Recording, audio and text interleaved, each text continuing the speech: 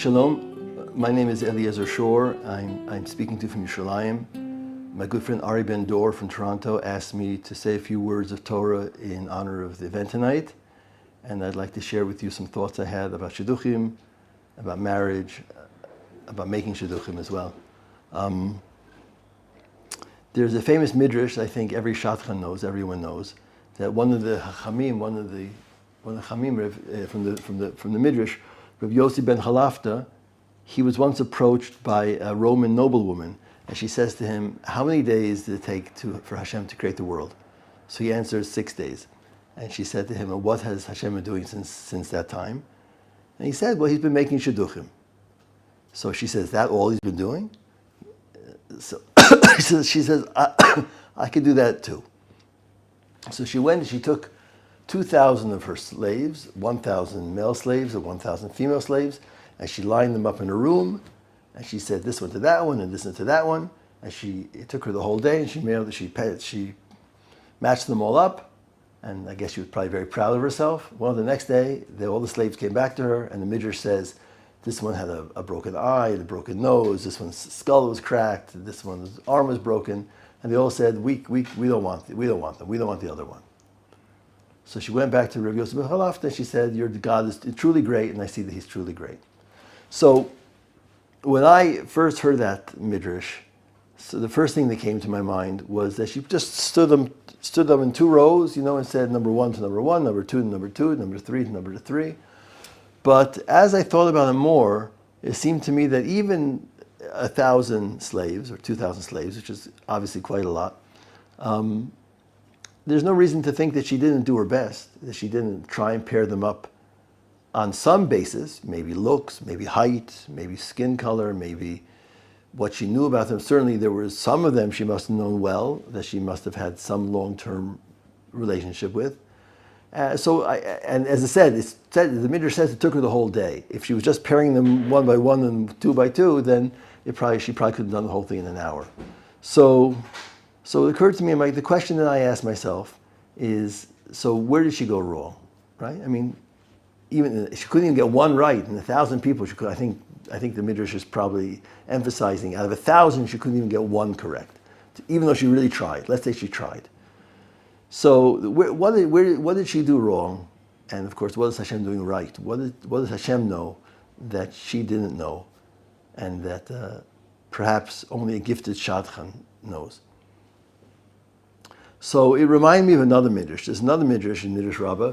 It is in Bereshis Rabbah, Perek 85, Pei Hey, the first midrash there, number 1, and that's on the pasuk from Bereshis, which says, "Vahi be'esahi v'yered Yehuda me'es achiv," and it says after the sale of Yosef, we know that Yehuda went and he married Shua, and then he had three boys, and Erev Onan died, and eventually Yehuda had a child with his daughter-in-law Tamar, and from there came the lineage of King David, eventually King David.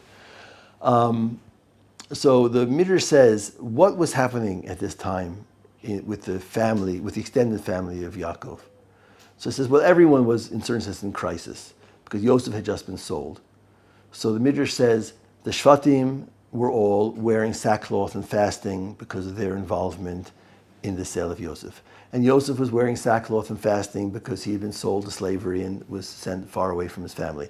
And Yaakov was in sackcloth and fasting because he thought Yosef was dead. And Reuven was in sackcloth and fasting because he didn't manage to save Yosef as he had planned. And Yehuda says he married Shua, and he got involved in the whole issue, the whole problem with Tamar. The verse says Vayered Yehuda, right? It says Vayered Yehuda Achiv, and the Mefarshim say he also had the Yerida, right? That he also became depressed afterwards, and he got involved with a Canaanite woman. So the midrash says, okay, so everybody was in sackcloth and fasting, and the midrash said, what was Hashem doing? It says Hashem was bringing the light of the Mashiach. So that's a beautiful midrash, and I think it has a few meanings, right? I think the simplest meaning is that even when everything seems to be going wrong, right, and everyone's in crisis, but really Hashem has a way of bringing from the very despair, from the very depths of the problem, something good eventually could come out of it. Because we know that the Mashiach came out from this whole situation, from Yehuda eventually having children with Tamar. But I was thinking something else. I think there's another point that we can derive from this midrash that also fits in very nicely. What was everyone thinking at the time? Right? So they were all thinking about what they did, who they were. Right? They did this, they sold Yosef, they didn't save him, their family was destroyed. Everyone was thinking about was. And Hashem was thinking of what will be. And when Hashem thinks of what will be, he thinks of what will be in the ultimate sense of the good.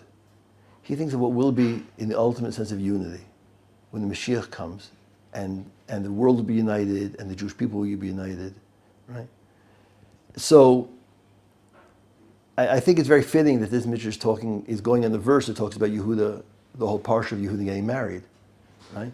Because that's ultimately what marriage is about. Marriage is about coming to unity, right? But more than that, and here I think is the key to what perhaps Hashem knows about Shidduchim that maybe we don't all know, or we don't always know. And I can tell you, even from personal experience, what the person himself doesn't always know, is that we know who we were, and we know who we are. And a good shadchan also knows perhaps who we were and who we are, but really only Hashem knows who we can be.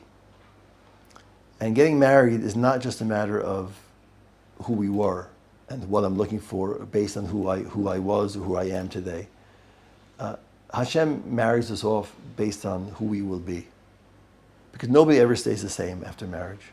And my experience, and I worked for a while as a mashgiach in yeshiva, is that even when two people get married and they're so compatible that they can still have problems after the marriage because they still have to be something new that they weren't. Right? And it's hard to be new. It's hard to be different. It's hard to change. Nobody expects that. And yet that's truly what Hashem wants from us. And Hashem gets us married with somebody else based on our future, not on our past. There's a beautiful story, which I'll tell you, that once one of the great Hasidic rabbis, his name was Rabbi Yisachar Dov of Radishitz. He was about fifth generation, early 19th century Hasidic rabbi.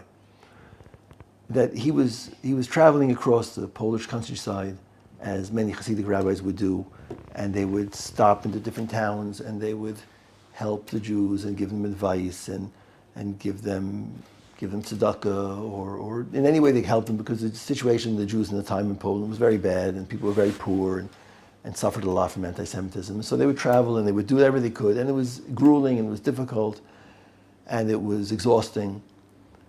So after traveling for a few days, he finally comes to a little inn by the side of the road where he can sleep, a Jewish inn, and the owner is very pleased to have such an important person stay there, and he gives him the choicest room in the inn. And Rav Yisachar Dov goes, and he's just exhausted. He just wants to give up. Too much tsuros, too much suffering of the Jewish people. He just can't take it anymore. So he goes to the inn, and he gets to go to his room, and he sits quietly for a while, and then he decides to go to sleep. So he lies on the bed, and he's trying to fall asleep. And all of a sudden he hears on the wall, the clock starts to tick. In such a strange fashion, he can't sleep. He can't sleep.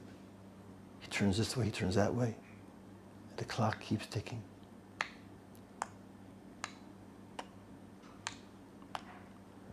After a while, he sits up in bed. And after a little more, he gets up and he starts walking, pacing the room, backwards and forwards and backwards and forwards. And all of a sudden, thoughts of redemption, of Yeshua, of Geula come to his mind. Psukim from the Tanakh, the promises of redemption, promises of the Mashiach, promises of the ingathering of the Jewish people. And songs come to his mind of redemption. And he starts pacing the room and singing to himself the whole night. And these verses are coming to his mind. He doesn't sleep the whole night. And in the morning he goes down to the innkeeper, and he's exhilarated from this inspiring night. And he doesn't understand why. He says to the innkeeper, he says, I couldn't sleep the whole night. That clock kept me up. Where's that clock from? And the innkeeper says, well, you know, he says, a few years ago, there was a certain rabbi who stayed here. He was the son of the Choser from Lublin. The Choser from Lublin was one of the great Hasidic rabbis of Poland, right? He said he was a son from the Choser from Lublin. And he only wanted to come stay for a night, but in the end there was a lot of snow and he got stuck here and he stayed for a few days and he didn't have enough money to pay me. So he left me that clock, and that clock belonged to his father, the Choser of Lublin. And so I put it up in that room because that's the room for my special guests. So when Risachar Dov Rajas heard that, he said, now I understand. He said, every other clock in the world, it counts the time that's passed. Oh, another day lost, another hour wasted, another day gone. But the clock of the Choser of Lublin counts the days that are coming. Another day closer to the Yeshua, another day closer to the Mashiach. So I think that's what the Midrash is trying to tell us, right? That a good shidduch is one that's based on unity, and it's one that's based on the time that's coming. It's one that's based on who we can be in the future, right?